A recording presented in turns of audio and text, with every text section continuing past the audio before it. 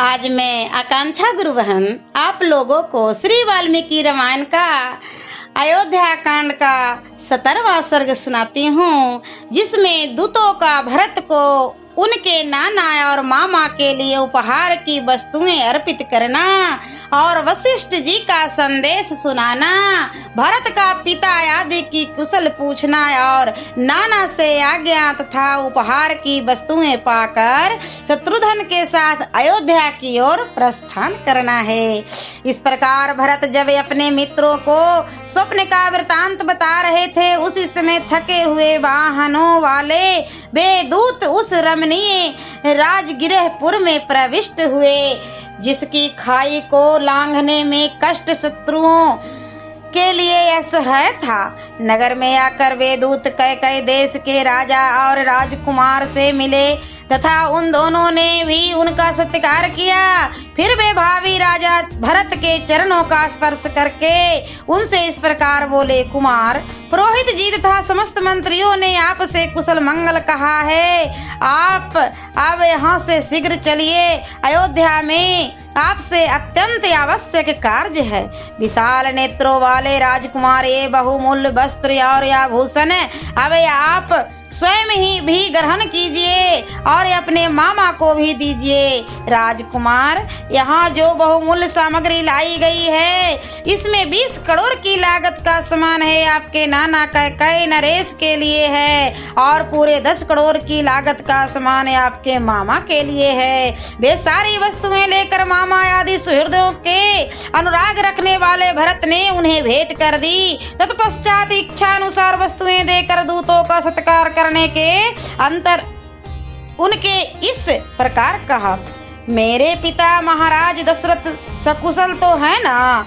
महात्मा श्री राम और लक्ष्मण निरोग तो है ना?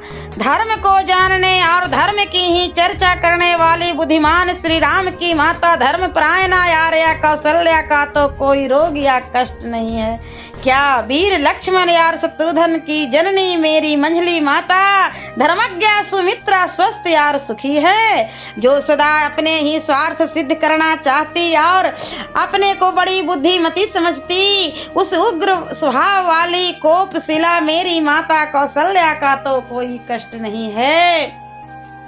उनसे क्या कहा है? उसने क्या कहा है? महात्मा भरत के इस प्रकार पूछने पर उस समय दूतों ने विनय पूर्वक उनसे यह बात कही, पुरुष सिंह, आपको जिनका कुशल मंगल अभिप्रेत है वे सब सकुशल हैं। हाथ में कमल लिए रहने वाली लक्ष्मी आपका वरण कर रही हैं। अब यात्रा के लिए शीघ्र ही आपका रथ जुत कर तैयार हो जाना चाहिए। उन दूतों के ऐसा कहने पर भरत ने उनसे कहा, अच्छा, मैं महाराज से पूछता हूँ कि दूत मुझसे शीघ्र अयोध्या चलने के लिए कह रहे हैं, आपकी क्या आज्ञा है?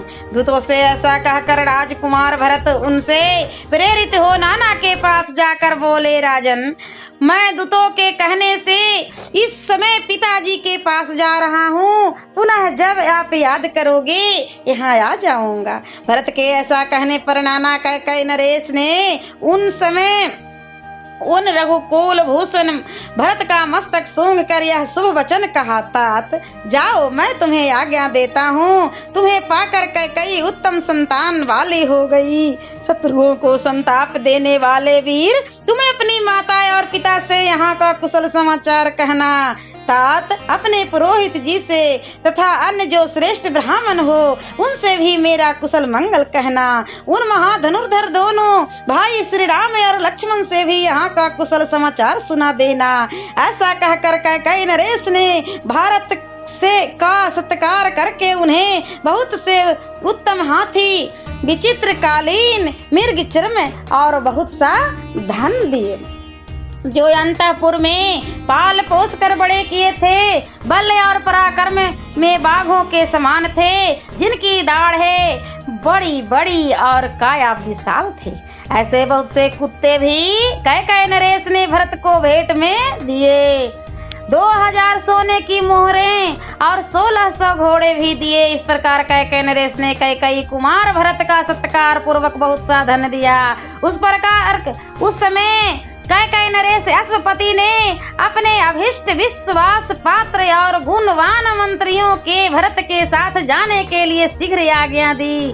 भरत के मामा ने उन्हें उपहार में दिए जाने वाले फल के रूप में इरावान पर्वत और इंद्रश्री नामक स्थान के आसपास उत्पन्न होने वाले बहुत से सुंदर सुंदर हाथी तथा तेज चलने वाले सुशिक्षित खच्चर दिए।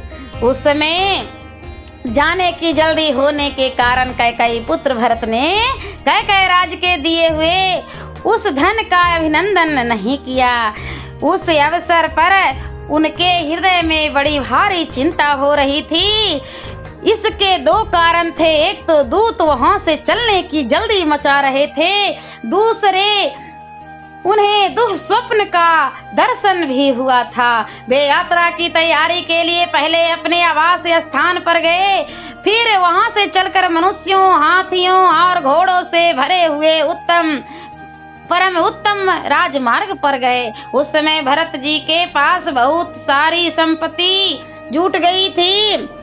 सड़क को पार करके श्रीमान भरत के राजभवन के परम उत्तम अंतःपुर का दर्शन किया और उसमें बेरोक टोक घुस गए। वहाँ नाना नानी मामा युधाजित्य और मामी से विदा ले शत्रुघ्न सहित रथ पर सवार हो भरत ने यात्रा आरंभ की। गोलाकार पहिए वाले 100 से भी अधिक रथों में ऊंट, बैल, घोड़े और खच्चर जोतकर सेवकों ने जाते हुए भरत का अनुसरण किया। शत्रुहीन महामना भरत अपनी और मामा की सेना से सुरक्षित हो शत्रुघ्न को अपने साथ रथ पर लेकर नाना के अपने ही समान माननीय मंत्रियों के साथ मामा के घर से चले मानो कोई सिद्ध पुरुष इंद्रलोक से किसी अन्य स्थान के लिए प्रस्थित हुआ। सियावरे रामचंद्र की जय। और मैं अगले वीडियो में अयोध्या कांड का 71वां सर्ग सुनाऊंगी।